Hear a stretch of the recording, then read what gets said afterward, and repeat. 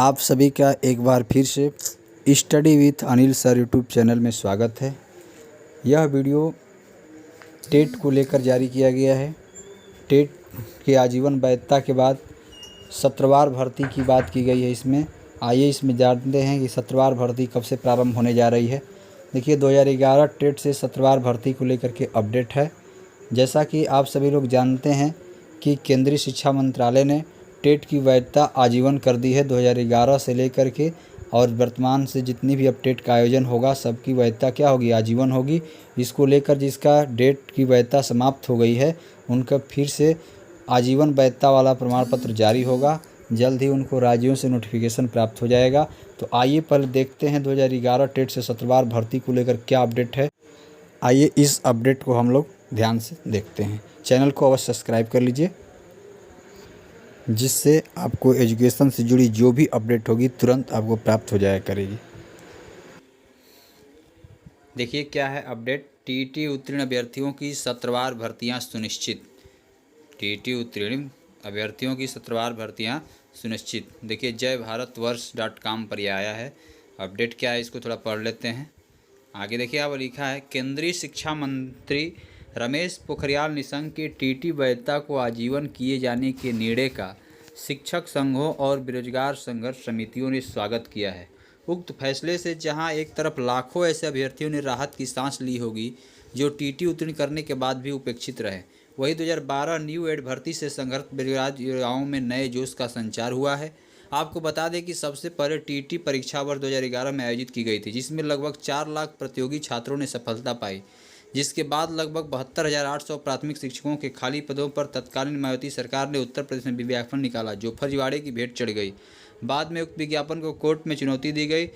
Court के निर्देशानुसार पुनः संशोधित विज्ञापन को समान पदों पर नए एड के रूप में 2012 में तत्कालीन अखिलेश सरकार ने पुनः निकाला, जिसमें एक चरण की काउंसलिंग हुई और कुछ लोगों को नियुक्ति भी मिली। फिर पुनः मामला कोर्ट में गया तो कोर्ट ने शेष काउंसलिंग रोकने तथा सरकार की कुछ स्तरीय कमेटी बनाकर रिपोर्ट देने को कहा। 2017 में फिर सत्ता पलटी और योगी सरकार ने 2012 न्यू एड विज्ञापन मामले में राज्य शिक्षा मंत्री दिनेश शर्मा की अध्यक्षता में एक समिति गठित करवाई, जिसने रिपोर्ट बनाई कि उस रिपोर्ट की आज तक ठंडे बस्ते में यह करके रखा कि उन पुराने अभ्यर्थियों को टीटी की वैलिडिटी समाप्त है, इससे उनकी नियुक्ति अड़ंगा आएगी, जबकि टीटी वैलिडिटी का मुद्दा समाप्त होने जा रहा है। ऐसे में उन 2012 के बेरोजगार अभ्यर्थियों ने सरकार पर दबाव बनाना शुरू कर दिया है। तो ये 2012 एड को लेकर के अभ्यर्थी, अब उन लोगों के लिए एक अच्छी खबर इसलिए हो सकती है कि उनकी वैधता क्या हो गई, टेट की बढ़ गई, तो वो लोग अपना दबाव बनाना शुरू कर दिए हैं। अब आगे देखिए पढ़ते हैं। टेट प्रमाण पत्र को आजीवन करने की खबर पढ़कर ओवर एज हो चुके पुराने विज्ञापन के बेरोजगार अभ्यर्थियों ने सरकार से उनके हितों पर ध्यान देने की गुजारिश भी की है। वास्तव में शिक्षा मित्रों की राजनीति कर चुके अखिलेश यादव सरकार उस समय तो इस मुद्दे पर ध्यान नहीं दिए, किंतु यह आजीवन वैधता के निर्णय के बाद इस अवसर को भुनाने हेतु कमर कस चुकी है।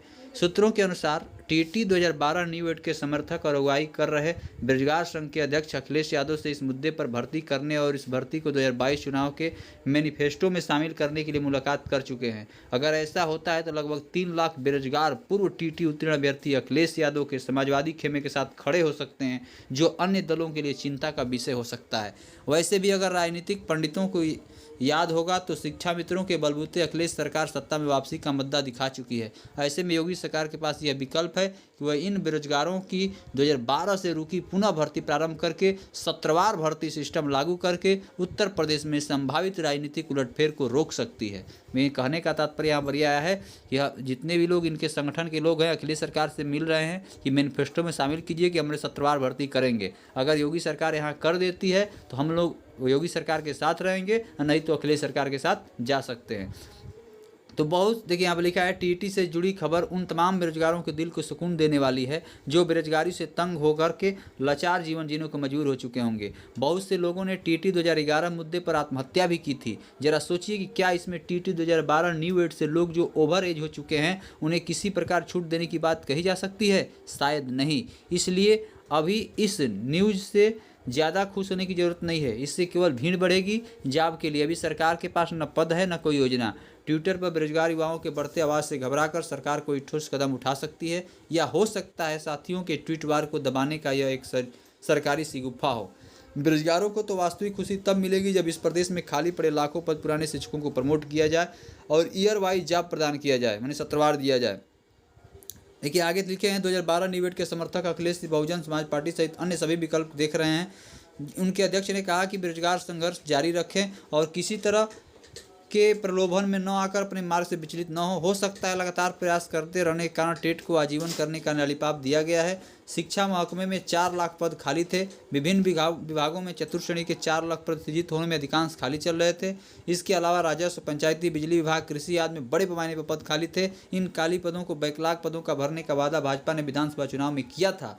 प्रधानमंत्री मोदी जी ने जोर शोर से भाजपा सरकार बनाने पर युवाओं के हित में इसे प्राथमिकता बताया था। आज बेकारी का सवाल महामारी के दौर में भयावह हो गया है। खासतौर से उच्च शिक्षित युवाओं के लिए जीवन मरण का प्रश्न है। ऐसे में हम युवाओं के समक्ष यह प्रश्न है कि इस बेकारी के सवाल पर, जिसमें तात्कालिक तौर पर सर्वाधिक महत्वपूर्ण प्रश्न बैकलॉग भर्ती के वादे को पूरा करने हैं, कैंपेन संचालित किया जाए, अलग अलग मुद्दों पर अलग अलग आंदोलन संचालित किए जाए। जैसे अधीनस्थ के छात्र अलग आंदोलित होते हैं, टीजीटी पीजीटी के अलग से मुद्दा उठाया जाता है, इस तरह उच्चतर का अलग से आंदोलन करते हैं। इस तरह बेकारी और बेरोजगारी से जुड़े मुद्दों पर युवा अलग अलग समूहों में आंदोलन करते हैं और आपस में विभाजित भी हैं। कई विवाद तो जानबूझकर पैदा किए गए हैं। अरसे तक के मामले न्यायालय के पचड़े में उलझा दी गई हैं। दरअसल सभी मुद्दे तो बेकारी से ही जुड़े हैं। तब ऐसे में आपकी बेकारी के इस सवाल पर कैंपेन के संबंध में क्या राय है? पंकज कुमार मिश्रा, एडिटोरियल कॉलमिस्ट, शिक्षक एवं पत्रकार, ये उनकी पूरी पोस्ट थी। उनका ये कहना है कि 2011 जो 12 जो एड आया भर्ती का, उसको लेकर ये कहे हैं कि बाद में टेट की वैधता समाप्त हो गई थी। तो ये प्रश्न है कि जब टेट की वैधता बढ़ गई है तो उनको एक नई आस जगी है और उन्होंने मांग शुरू कर दिया है उस एड को बहाल कीजिए, और नहीं तो हम लोगों को सत्रवार टीटी वैधता के आधार पर भर्ती कीजिए। नहीं तो हम लोग अब जो आने वाली जो सरकारें हैं, या तो बहुजन समाज पार्टी हो या अखिलेश यादव की पार्टी हो, उससे हम लोग मैनिफेस्टो में रखवाएंगे कि आप अगर तैयार होते हैं तो हम लोगों के साथ, आप लोगों के साथ 10-12 लाख युवा आपके साथ रहेंगे।